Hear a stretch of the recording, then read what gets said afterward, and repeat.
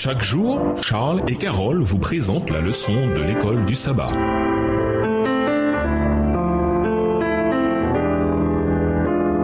Méditation du 7 août. Un nouveau type de perfection. Soyez parfaits tout comme votre Père Céleste est parfait. Matthieu 5, verset 48. Dans son sermon le plus important, le sermon sur la montagne, Jésus a été direct et clair. Nous devons être parfaits comme Dieu au ciel est parfait. Depuis lors, de nombreux chrétiens se sont engagés dans cette quête de perfection. Pendant des années, j'ai fait partie de ces chrétiens, mais en même temps, cet ordre m'inquiétait. Cela semblait être un objectif inaccessible. Et chaque fois que j'échouais dans quelque chose, je me sentais encore plus loin d'atteindre la perfection. Mais notre façon de comprendre les paroles de Jésus devient différente si nous regardons attentivement le sermon sur la montagne. Ce faisant, nous remarquerons que l'ordre de Jésus est formulé dans l'amour du prochain. Aimer même mes ennemis et prier pour ceux qui me persécutent font de nous les enfants du Père qui fait lever son soleil sur les méchants et sur les bons et fait pleuvoir sur les justes et sur les injustes. Matthieu 5, verset 45. Le problème auquel beaucoup d'entre nous sont confrontés est que nous avons une conception plutôt limitée et partielle de la perfection. Nous sommes tellement préoccupés par la lutte pour vaincre le péché que nous assimilons automatiquement la perfection à l'absence de péché. Une telle vision est totalement inappropriée.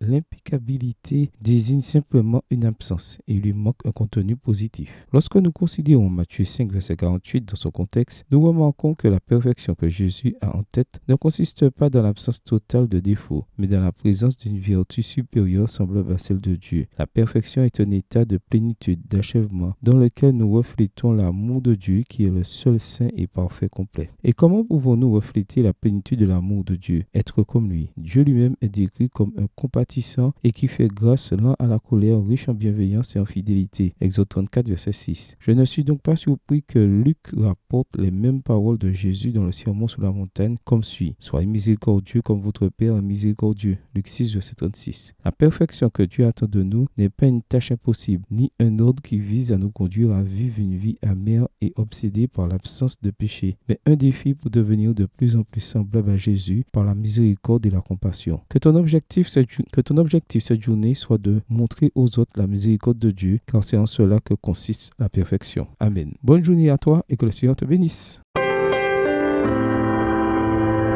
Dieu nous parle. Chaque jour, Charles et Carole vous présentent la leçon de l'école du sabbat.